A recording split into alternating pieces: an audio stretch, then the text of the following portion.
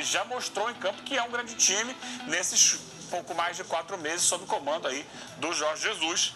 É um grande time, mas é claro que aí quando você vai estabelecer uma comparação, você vai cobrar que o time conquiste títulos. E esse time ainda não conquistou, está para conquistar e pode conquistar mais. Só para te ajudar, essas imagens são de Goiânia, como o Flamengo chegou e o Mister nos braços da galera. Ele vai pro povo, ele é do povo. Jesus está entre nós, olha aí. O Flamengo é do povo. Agora, respondendo à pergunta da enquete, eu acho que apenas um time em qualidade de futebol, nesse período, né, do século, né, desde a virada do século, de 2001 para cá, que tem um futebol semelhante ao Flamengo. Houve bons times de futebol no Brasil nesse período. Recentemente, o Grêmio, campeão de 2017 da Libertadores da América, belo de time de futebol. O Corinthians de 2015, ou de 2015, eu não digo nem o campeão da Libertadores. Não acho o Corinthians campeão da Libertadores Mundial um grande time, não. O de 2015, campeão brasileiro, eu gostava mais. Com o Tite, depois que o Tite voltou daquele ano sabático. O Cruzeiro de 13 e 14 jogou muita bola. De 2003 também. Cruzeiro 2003. Também. Mas o de 13 e 14, que tinha o Everton Ribeiro, o Ricardo Goulart e outros grandes jogadores, foi um belíssimo time de futebol. Mas você citou de 2003, eu não incluiria, como o Mano incluiu ali, o São Paulo tricampeão, gente. Foi campeão, mas o futebol não era nada do outro mundo, não. Pelo contrário, era um pouco chato aquele time do São Paulo. Mas só tem um time que jogou, talvez, futebol tão agradável de se ver quanto esse. Eu sei, você vai falar. O Santos de 2010. Não de 2011, a base do time foi mantida e ele foi campeão da Libertadores em 2011.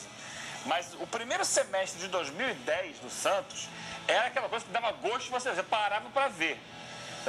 Você é torcedor de qualquer time que gosta de futebol. O comecinho do segundo, porque a final da Copa do Brasil foi depois da Copa, lembra? Sim, é verdade. Depois da Copa da África. Mas o grande momento foi o primeiro semestre, que gerou, inclusive, aquela reclamação porque o Dunga não levou o Ganso, não levou o Neymar para a Copa do Mundo de 2010. Aquele Santos do primeiro semestre de 2010, rapaz, era assim.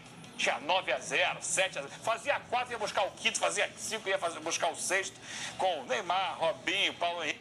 O Flamengo não vai passar por um desmanche na próxima janela aí do final do ano ou na janela do meio de ano. Deve ou pode perder alguns jogadores, porque ninguém é de ferro, vai ter que fazer dinheiro de alguma maneira, mas a base, muito provavelmente, desse Flamengo vai ser mantida por um longo período. Não vai acontecer, por exemplo, o que aconteceu com aquele Palmeiras histórico de 1996, quando só conquista o Campeonato Paulista e mesmo assim é o time lembrado por muitos.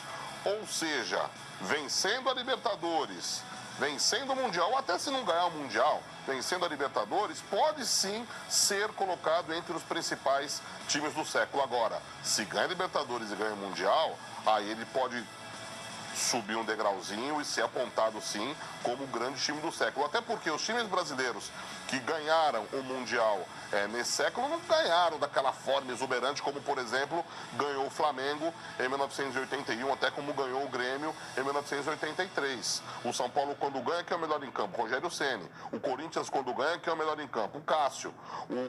O time do Inter ganha, jogando numa retranca danada e acha um gol no finalzinho.